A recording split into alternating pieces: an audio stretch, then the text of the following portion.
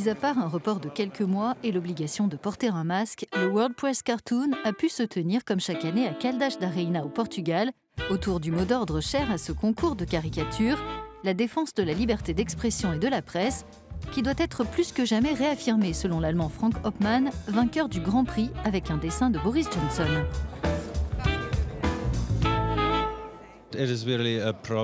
C'est vraiment un problème. Le fait que les journaux publient de moins en moins de dessins satiriques, de dessins d'humour et de caricatures. Tout est une question de liberté d'expression. Et si les journaux ignorent ces dessins alors que dans certains pays ils sont censurés, alors c'est vraiment problématique. Sur le millier de dessins proposés pour ce concours, 280 ont été sélectionnés. Des travaux réalisés en 2019, année synonyme de censure pour les caricaturistes à travers le monde et notamment aux États-Unis. La pression sur la liberté de la presse crée un climat qui en réalité n'est pas bon pour la caricature. Il y a eu un certain nombre de dessinateurs qui ont été licenciés. D'autres ont été censurés, arrêtés ou poussés à l'exil. Je pense que ceux qui aiment la liberté ne peuvent qu'aimer le dessin d'humour.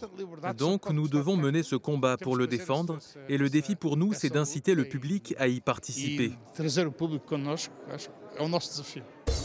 Parmi les thèmes abordés par les caricaturistes, les atteintes à la liberté de la presse, le changement climatique, la crise migratoire ou encore la guerre commerciale entre les États-Unis et la Chine qui a valu au Brésilien Cao Gomes le 2e prix du dessin éditorial. Ce dessin parle de la montée en puissance de la Chine. Ça dérange les Américains qui ont toujours eu un empire et des privilèges. Il y a des pays, principalement en Amérique latine, qui font tout le temps les frais de cette confrontation. Les effets collatéraux sont ressentis dans les pays les moins favorisés.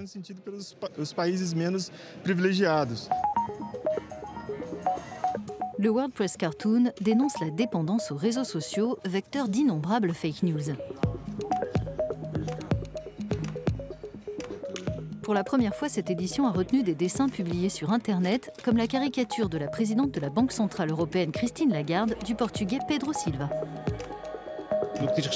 En ce qui concerne la presse écrite, les journaux tels que nous les connaissons traditionnellement, c'est vrai qu'il y a de moins en moins de publications de dessins d'humour. Donc pour ceux qui aiment dessiner, réaliser des dessins satiriques, des caricatures, il leur faut de plus en plus utiliser ce type de plateforme et comme ça, on peut toucher un large public.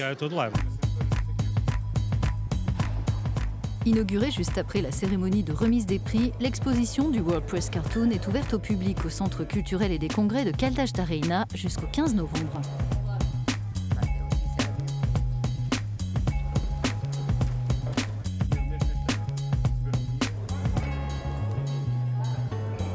Initialement prévue en mai, l'édition 2020 du World Press Cartoon a été reportée à septembre en raison de la pandémie de coronavirus. Un virus qui, évidemment, n'est pas le bienvenu ici, mais qui devrait certainement s'imposer dans les dessins présentés lors de l'édition 2021.